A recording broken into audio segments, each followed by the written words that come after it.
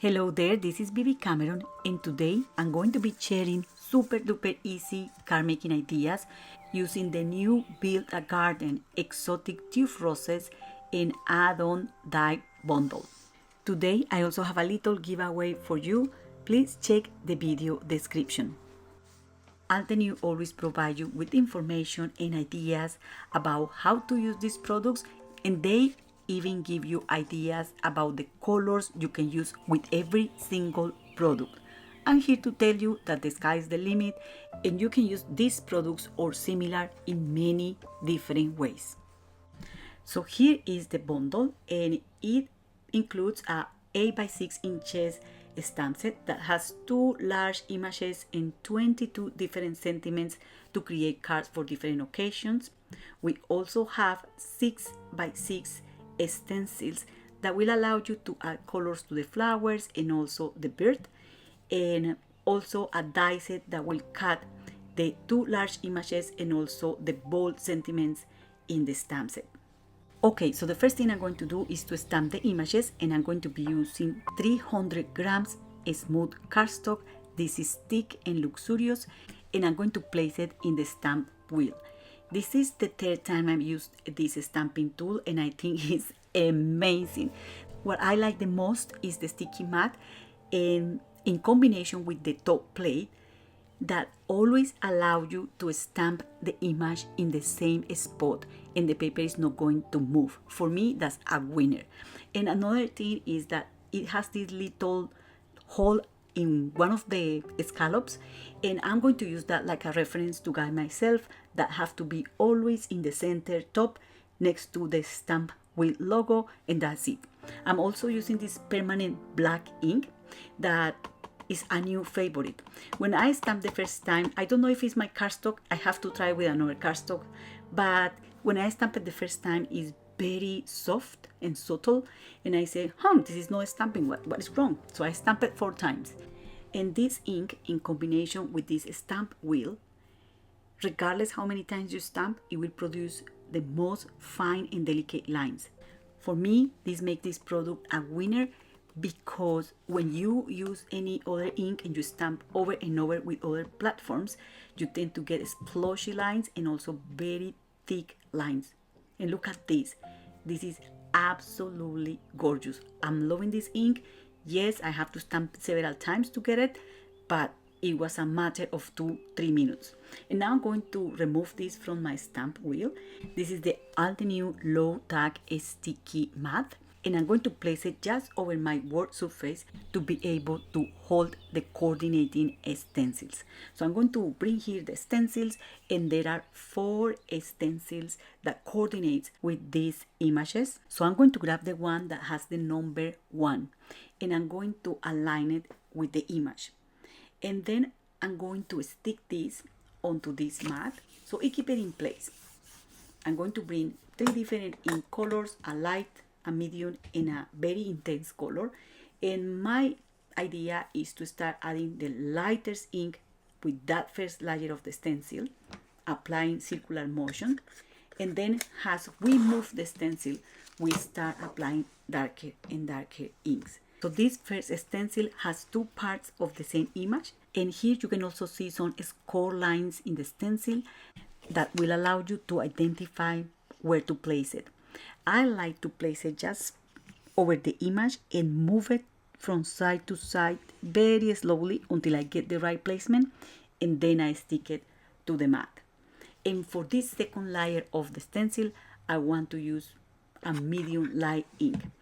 And because I also like to use super intense colors or blend in intense colors, I'm going to just brush some of this ink here and there just to add that color intensity. Completely optional, using the same layer of the stencil, and then I'm going just to clean this to avoid smearing ink here and there. Okay, I'm going to do some stencil surgery here, and I noticed those little flowers there doesn't have a layer, so I want them to look like the others, and I'm just going to use the stencil again, the same layer. This is the number 1, and I'm just going to add a little bit of that red ink there so everything looks the same. Now we are going to move to the stencil number 2, and we can see there just the leaves. I'm going to place these just over the image, and I'm going to do exactly the same. I'm going to grab 3 different ink colors, a light, a medium, and a dark. And as I move the stencil to the next layer, I'm going to add darker inks.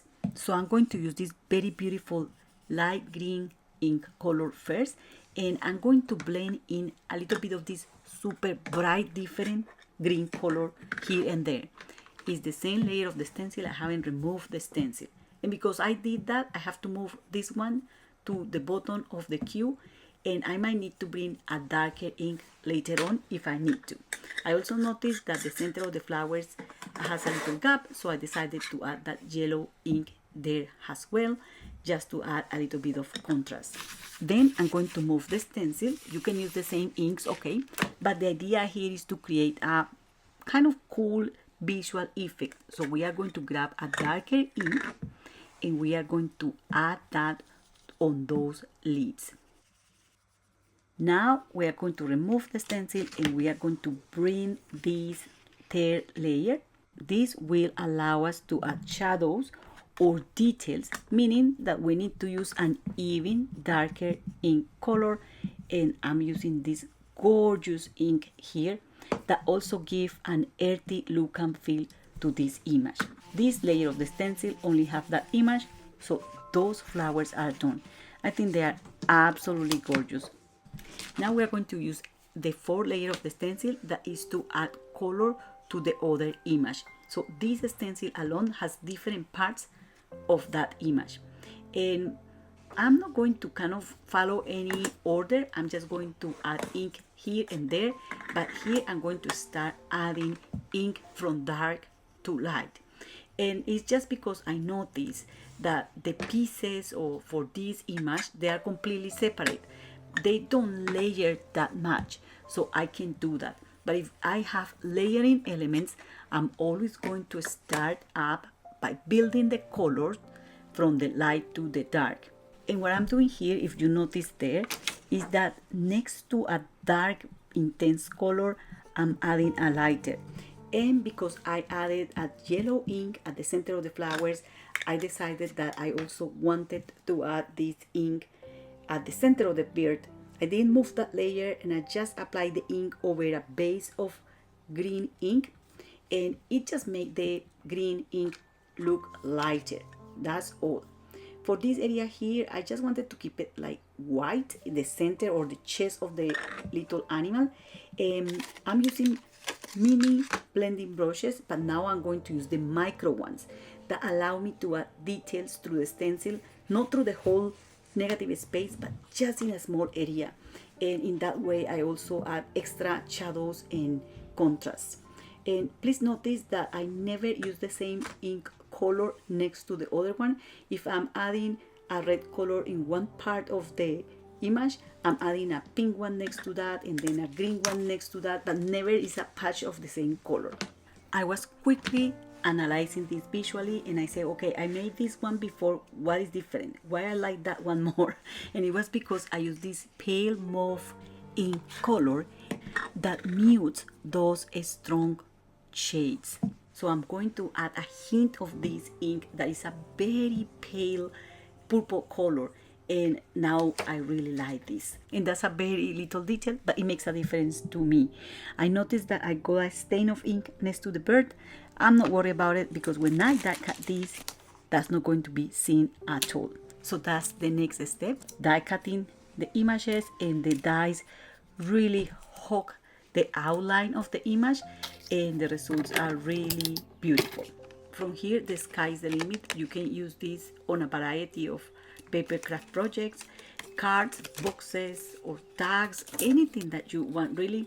I'm going to put together 2 card samples just to provide extra ideas, and you can stop at any stage. So I'm going to create a card base. So I just cut an A4 sheet of cardstock in half. It could be along the center of the paper or across. And then I'm going to score here at 5.5 inches because I want a top fold card. Those are my favorites. I like them more. I just don't know why. It's just a preference. And I'm going to use one of these for one of the samples today. So for the newbies, this is how you make card bases. And use 300 grams smooth cardstock, very thick and nice. Now I'm going to bring a 5 by 7 inches panel and also this ornate nesting die set. And I'm going to use the larger die in that set to cut a window in that panel. And the window is not centered, it's more towards the bottom of the panel. Then I'm going to adhere this flower cluster like so, just by adding a little bit of glue in those areas of the die cut that touches the edges of that inner frame. And you can just stop there. This is just a topper. But if you like to add texture, you can also add some ink to a background panel. I'm using here any of those pink colors that I use for the images, and you can use a blending brush, or you can also do some ink smudging just by applying the ink on a plastic bag, then spray this with water and just pressing that down over the cardstock. And just allow that to dry, and then you can just place your panel over that, and that alone looks pretty nice. But I decided to go further, and then I'm going to add a piece of acetate behind this panel. I'm using double-sided tape here. I'm not a fan of this tape, but I ran out of the other tapes, so I'm using what I have, and I'm going to add this piece of acetate over. And I want to show you here that this also will make a very nice lid for a box or a memory book.